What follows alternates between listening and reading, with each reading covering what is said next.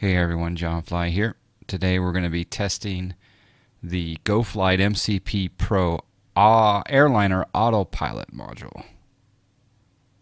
This is a piece of equipment that I've noticed for a long time. Always knowing that it worked well with P3D and FSX, but had heard reports that it wasn't so kind with X-Plane 11. Well, today we're going to be getting it configured and set up and running in X-Plane 11. I'm very impressed with the unit from a hardware standpoint. The quality of the knobs, switches, the panel, etc. It's a very impressive unit from that perspective. And then today, of course, we'll be testing again the software side of it. A couple pieces of items that you need to acquire prior to making this functional are third party from GoFlight. There is, let me go ahead and move the unit down here to the lower right. There is a company called Polypot Software, and Polypot Software sells the GoFlight interface tool for X-Plane. It's 29 pounds. Don't know offhand what dollar amount that is, but absolutely necessary today for me to get this functional with X-Plane 11. It allows you to connect X-Plane to several other devices that GoFlight makes, and they're listed here. The only one that we'll be testing today is the MCP-PRO. The other part of the Polypot website that is very important is the downloads section, particularly the section listed Get Aircraft Configs X-Plane. These are profiles written by customers for various planes. As you can see here, some of my favorite planes: the IXCG 737, the Fly Factor 757 V2, the 767, the FlyJSim 732, the Zibo 738, which we'll be testing today. There's even a profile here for the Skyhawk, the Saab, the 747, etc. So I'll be sure to include the links in the description below this video, so you can easily get to those config files. So once you have purchased the GoFlight interface tool, when you launch the software, I'll go ahead and do that now.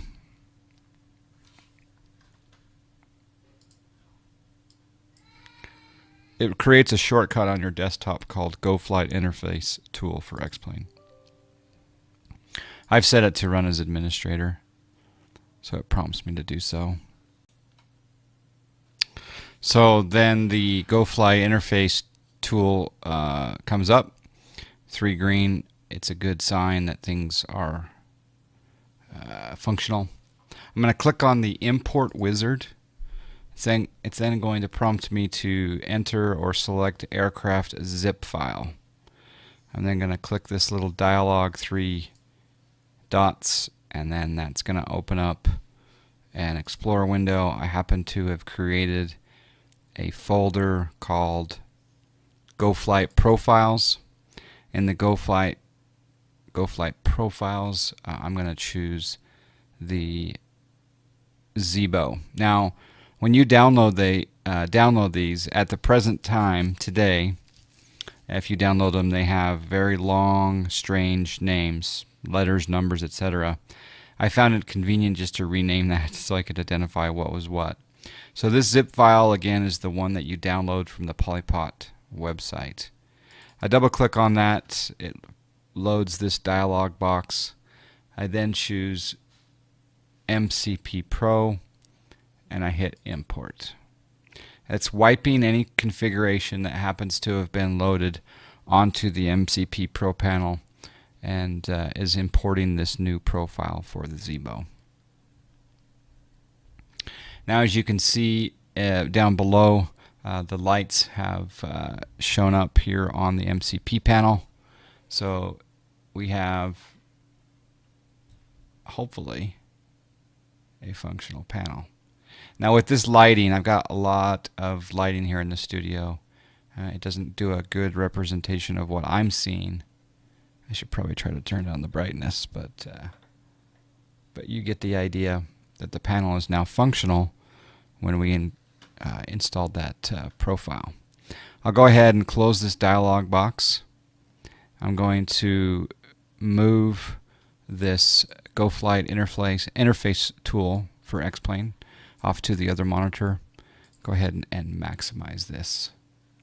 And I'm going to move the that up to the upper. I might turn off one light to see if it makes a difference. Now you can see it a little bit better there. All right, let's go inside the cockpit, and we're going to do a cold and dark startup of the Zibo. This is what I would call version 1.8 of my checklist for the cold and dark. I come up here to edit weight and balance, and I empty the center tank usually. Today we're just going to be doing a pattern, so a little over an hour of flight time is fine. That's fine for as far as the power is concerned. Don't like the sliders on that fuel planner. Maybe they could improve the fidelity a little bit there. Okay, that is loaded. We're then going to turn on the battery. Now again, I know that none of this has anything to do with the MCP panel, but I figured it was time for a little update of the I get rid of the sun on what I do for the cold and dark. So after I turn the battery on, then I turn the standby power to auto, close the guard, cabin utility power on, and I turn the ground power on. I then start my IRS alignment up here by switching these to nav.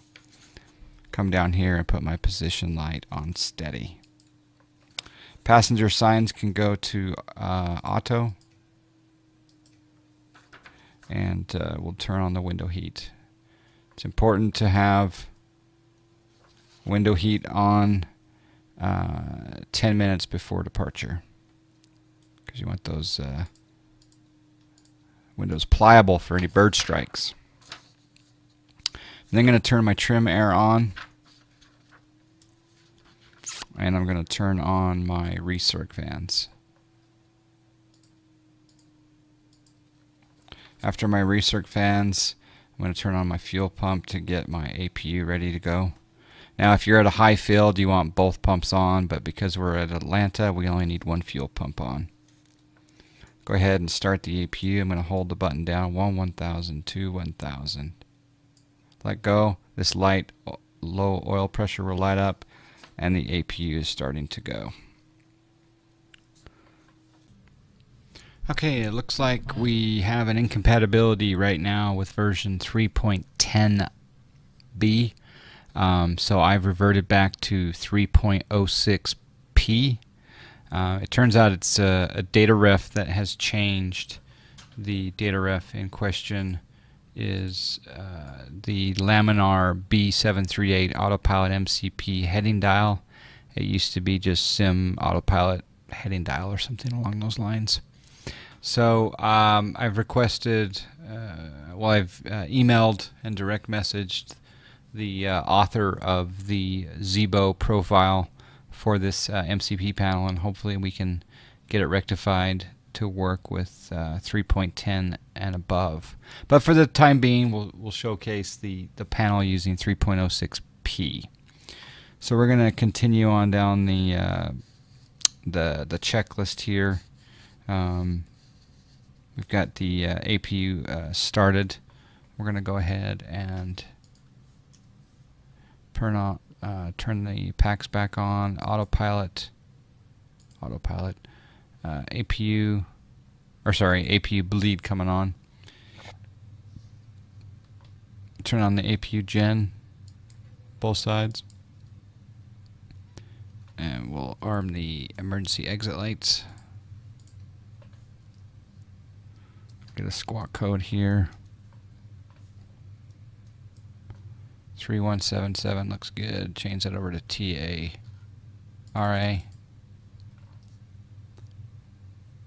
Pressure panel, we're staying at 5,000 feet, so we shouldn't have any need for pressure.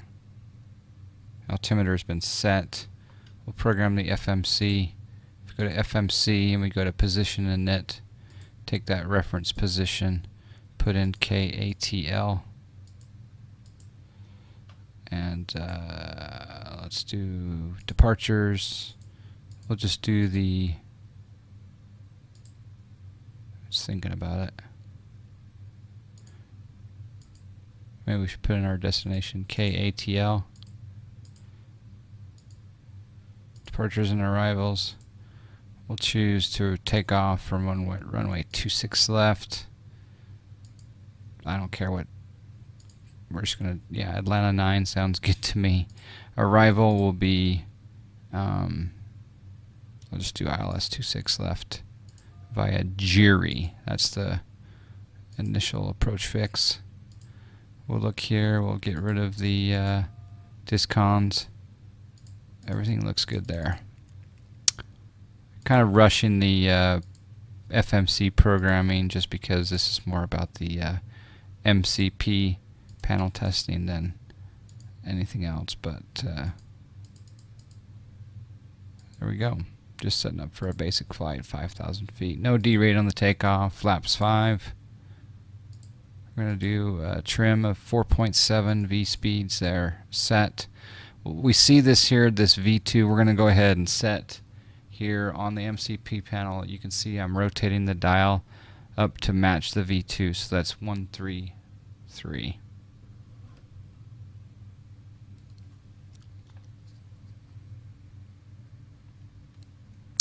Alright, I believe that is complete. Initial altitude, again, we're rotating the dial here. We'll go ahead and set it to 5,000 feet. Trim today is 4.7. I'll come down here and use our joystick here to move the trim wheel to 4.7. Fuel pumps coming on. Hydraulic pumps coming on. Anti-collision light on. Go ahead and do packs to off. And then we'll do engine start. So number 2 engine coming down here, waiting for that N2 to rise to 20%, and then we'll add fuel.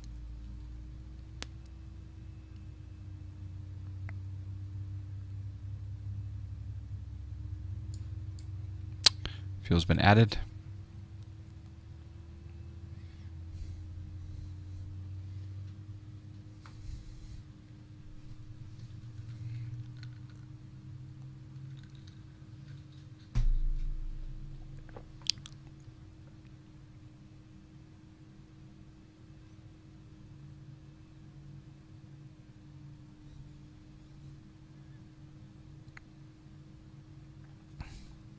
All right, we can start number 1.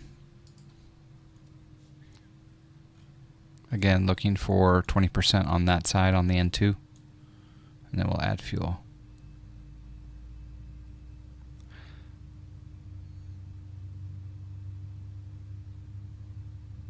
There's 20% adding fuel. So that'll stabilize up to an EGT temperature of 404, give or take.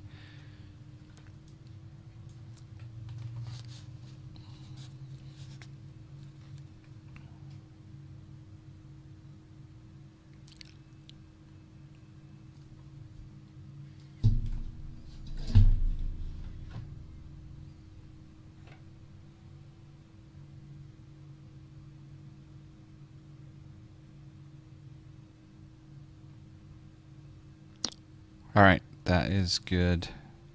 Turn the engine generators on. Go over here and turn the PAX air conditioning back on. engine bleeds can come off, APU bleed can come off. We'll wait 2 minutes before we turn off the APU. Something I was told, it was kind of a cool down period. Come up here and we'll turn our probe heat on. And anti-ice is not required. Yaw damper turned on. Flaps will be 5. And RTO will set down here, which is the auto brake. Taxi lights we don't have to worry about because we're on the runway today. Runway turn off would be normally used for takeoff. Let's set the MCP. So this is the fun part. Alright, so what we're going to do, as you see up here on the hardware panel, I'm going to flip this, and then that's going to turn my flight director on this side. So again, I can turn it off and on. And then over here, I'm going to get my flight director on right there. And that's going to turn that flight director on. Now it's not going to light up either here or over on there, but it is going to light up over here on the captain's side, saying that that's the master. And the same is reflected in the sim. Okay. I'm going to turn my engines to continuous for takeoff. And go ahead and smash on some lights.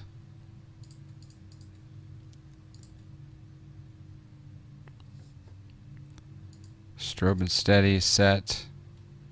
Wing light. Sure, well, doesn't really matter. And now we're going to turn on, we're going to use our hardware panel to turn on the auto throttle. So on the hardware panel you can see this switch up here that turns on the auto throttle, and the light lights up. Love it. Love it. Love it. So auto throttle is on. I think we're ready for takeoff. Clear the master caution.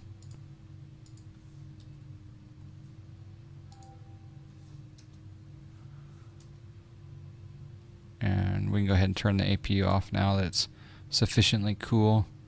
Ground power can come off. I think it was before. I think we're ready for takeoff.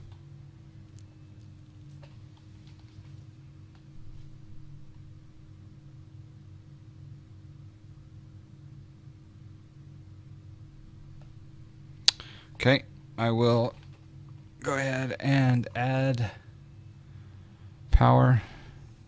And then let's see if LNAV will engage here. So I'm going to press the LNAV button. I'm going to hold it down actually. So that's something to keep in mind, is that apparently you have to hold it down for a few seconds. And there's a little bit of a bug in that. Yeah, okay, so it's not a bug, it's a feature, right? You have to hold it down in order to turn it off and on rather than just press it. I can live with that. So I can show you guys a little bit better the lighting.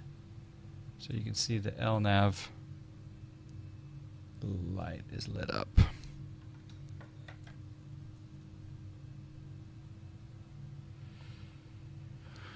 Alright, and then yeah, let's go ahead and take off. So I'm going to advance the throttle until this reads, my N1's about 40%, and then I'll hit the toga button.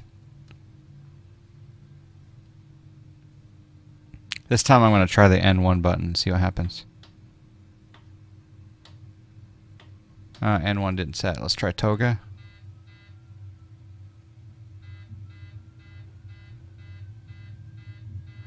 I think that takeoff config is because of the trim setting, but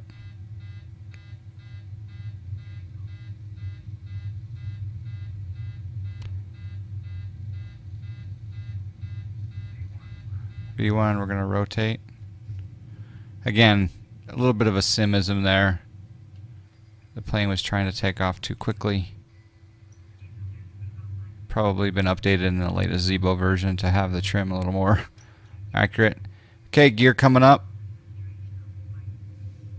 We'll go ahead and hit VNAV here on the panel. And then we'll hit Command A.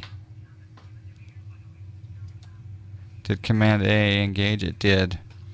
So one slight thing that's going on here is that under the Command A, the light did not light up on the panel, but it did light up on the MCP in the simulator. I'm going to go ahead and clean up the flaps. We'll do a fly out here.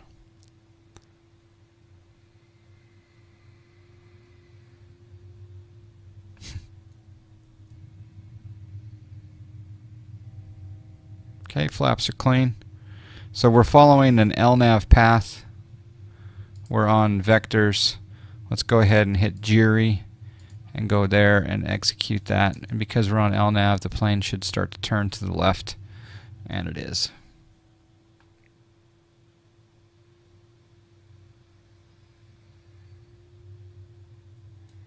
We're at 5,000 feet. We're pretty low. It's coming around, and basically Jury is the first initial approach fix on the ILS 26 left into Atlanta. So that's why we're going that way. I'm going to go ahead and test the panel a little bit more here. I'm going to set my speed. I'm going to take it off of VNAV.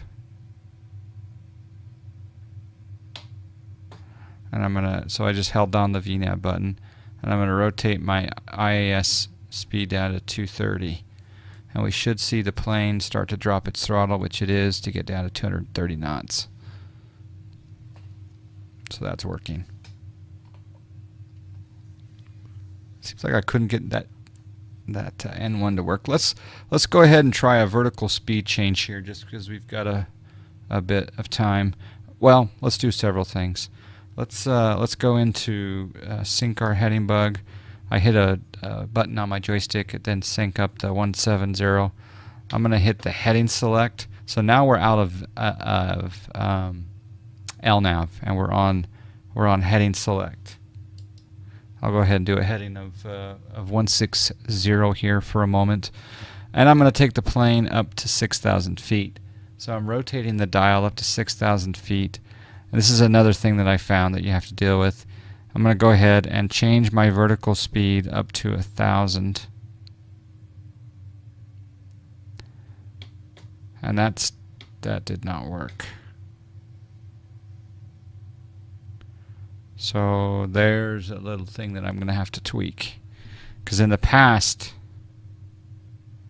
let's try the altitude intervene didn't work either. Try level change.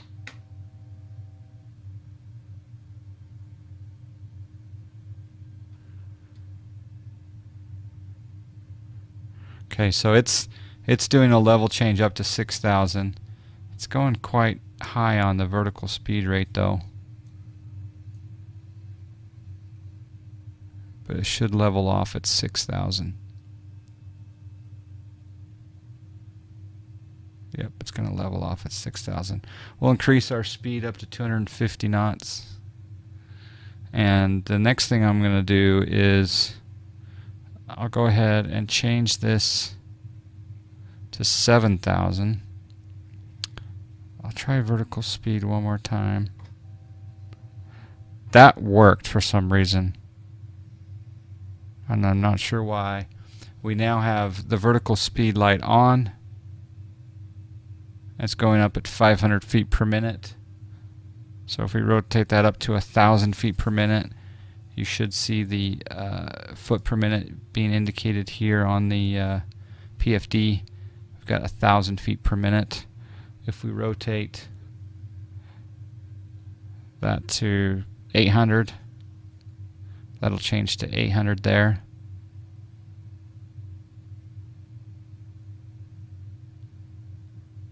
And then we can change it back up to 1,000.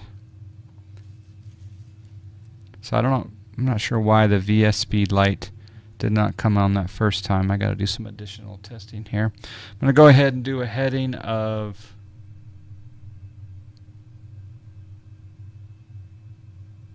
90 degrees. Basically do east. So the bank angle is also not working. So what I'm going to do is I'm going to press this in, and that's supposed to change my bank angle, but it's not. So I'm going to have to change my bank angle on myself. So I'm going to come up here, and the outer ring here, I'm changing that to 30 degrees. And I'll go ahead and change this to 090. So a few things refining that need to be refined, but that's fine. We'll go back down to 5,000 feet. We're not in vertical speed mode anymore. The light's not on, but I'm going to go ahead and press that, and boo, voila. It's automatically, when I rotated that to show negative 600 feet, we now have the vertical speed light on. So that's interesting. Well, we can handle that. Go ahead and change it to 240 knots, see how that responds.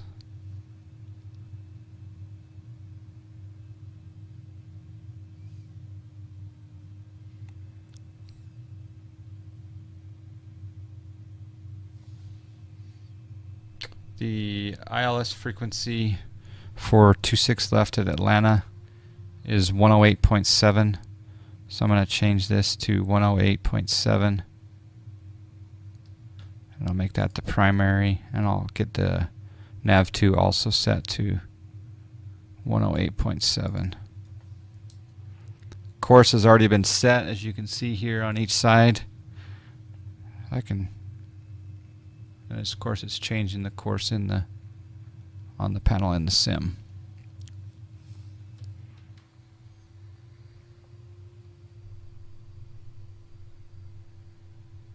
Beautiful day here in the Atlanta Hartsfield area. Rocking the Tennessee 1 livery today.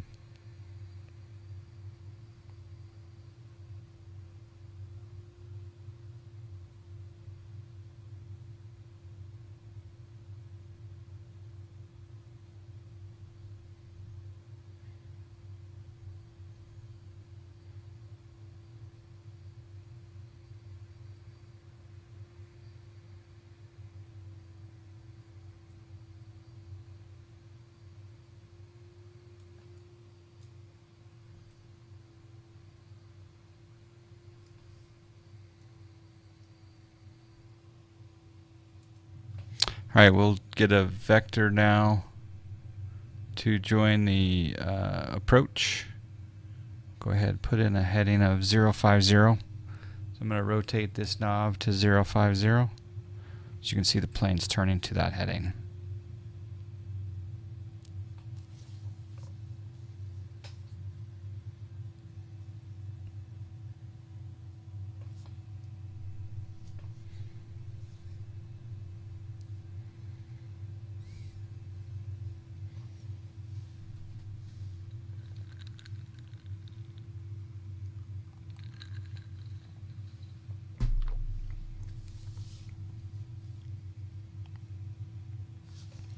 I'm going to change my ND range.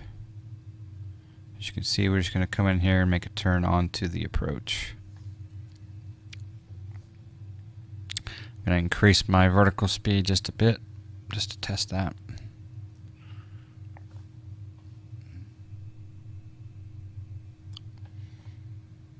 .240 knots being held. Well, I'm impressed. So if you're watching this on YouTube, be sure to check out my live streams. They are on twitch.tv/jonfly. That's twitch.tv/JONFLY. We have a good time over there. I have a good group of flight simulation enthusiasts who are participating live while I do flight. So be sure to join us over there. Give me a follow. Also, if you happen to be an Amazon Prime customer, you can associate your Amazon Prime with your twitch.tv account, and you can subscribe to me for free. Helps out me financially, but also gives you a few perks on the live stream channel. The other thing about YouTube is you can click the like button, the dislike, and the subscribe button. And feel free to comment below. The only thing I ask about things is when it comes to tech support, maybe try 1 or 2 Google searches first. try to do as much tech support as I can on the YouTube channels, but it's difficult when I'm not in front of your PC or your sim. Okay, we're just making our way up to the initial approach fix. The plane seems happily cruising along. I'm going to go ahead and put in a speed of 230. And we'll put in a notch of flaps.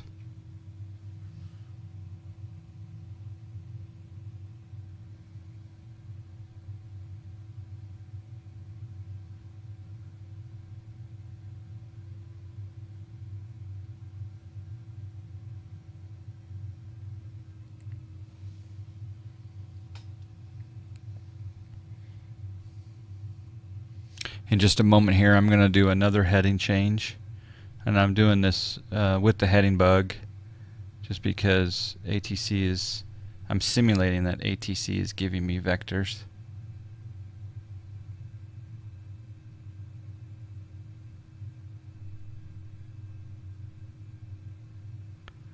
We'll go to a heading of 330 here in just a moment.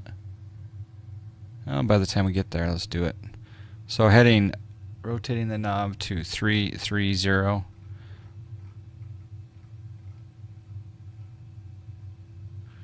I think that'll be a good heading to intercept.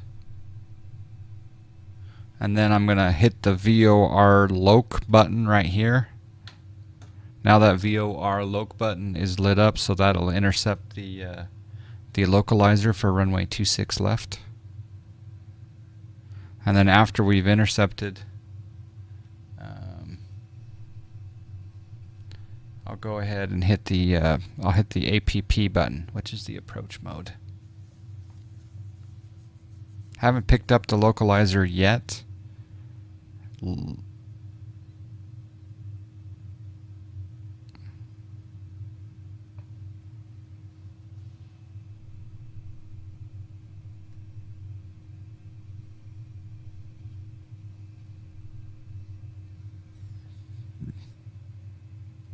Verify our frequencies. Yep.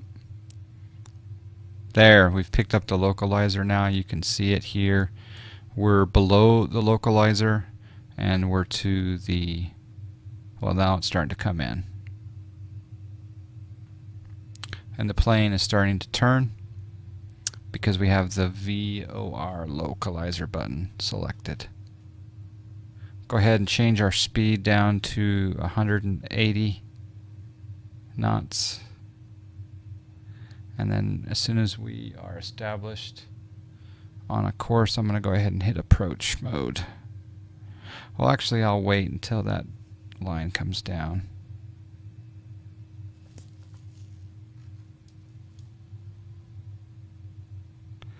This line.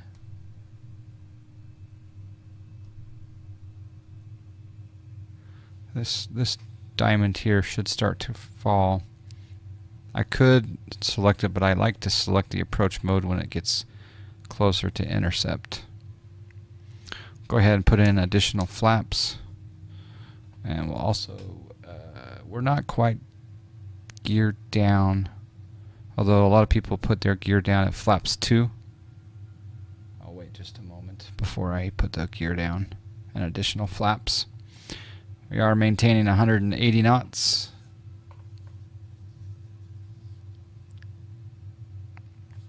The magenta diamond is starting to fall right there.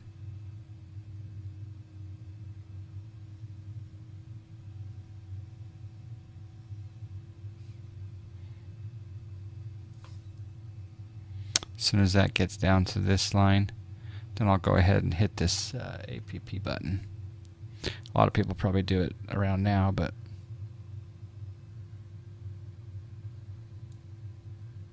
see the airport up there ahead. Probably slow down a little bit more, 170 knots. And I'll go ahead and engage the APP mode. That lights up the GS here. Now we've got lock. Now we can put in additional gear, or the main gear coming down.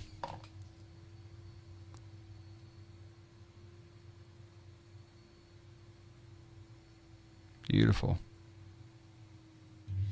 And we'll also put in additional flaps. Take our speed. Let's go ahead and set. We should have done this a little bit earlier. Approach speed will be 130 plus 5. So 135 will be our final approach speed. We are 12 miles out, so we don't need to quite get down to that speed at this moment. Additional flaps. The flap indicator down here is showing that we are at flaps 10. We'll go ahead and go to flaps 15.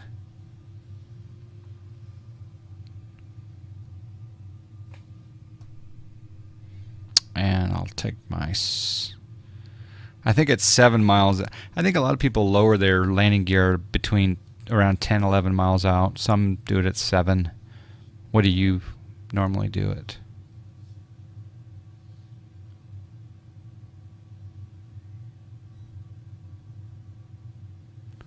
Again, final approach speed will be 135. We'll start to ease that way. Put in additional flaps.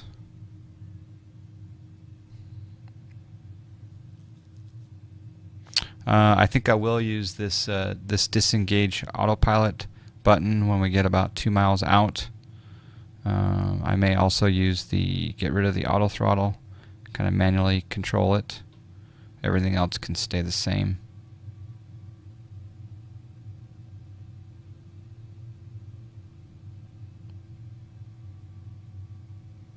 Pretty impressed overall with this module. I'm hoping that the author of the profile can update it for Zibo 3.10 and above, just because of that heading data ref that changed. Probably could get one of my programming X-Plane guru buddies to help me tweak the profile myself, but maybe the author can do it based on my request. Go ahead and take this down to V2, or sorry, not V2, but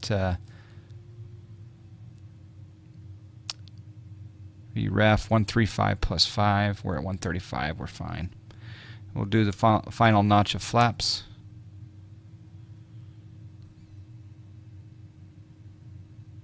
Course came off just a little bit. Let's set that to 275. One last outside look as we're coming into 26 left here at Atlanta.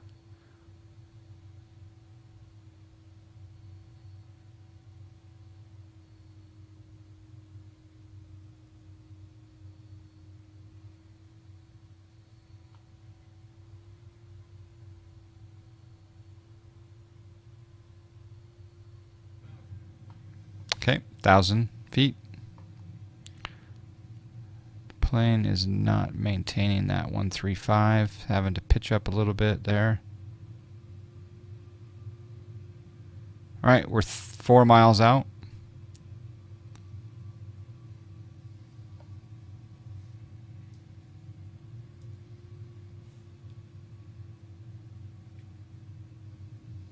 Would you guys keep the auto throttle on? Or would you take that off?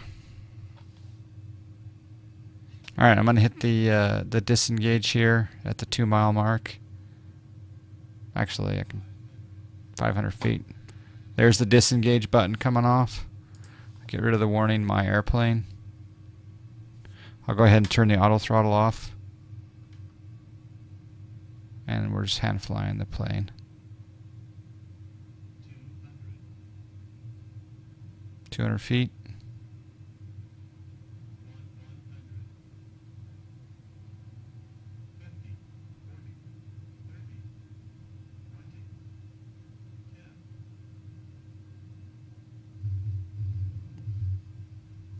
I didn't set the auto brake, so we're going to have to do some manual braking and reversing.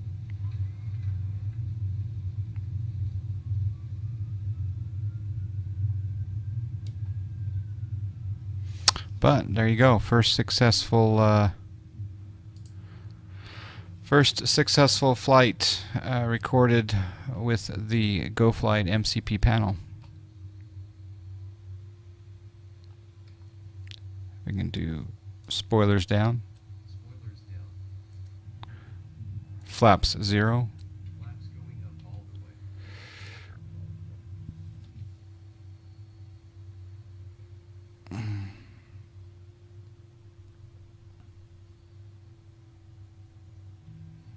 Welcome back to Atlanta. So yeah, I'll include some links below where to get the GoFlight products, also where to get the Polypot X-Plane control interface software. A few other various links may show up. So thanks for joining me today. I really like the panel. It's, as you can see, there were a few things that I need to either polish or work on, but for the most part, all the basic functions are working well. But yeah, I'm impressed. It's now finally X-Plane worthy. So I would even call it Pilot Edge worthy. Thanks for joining me today. Take care. Catch you soon.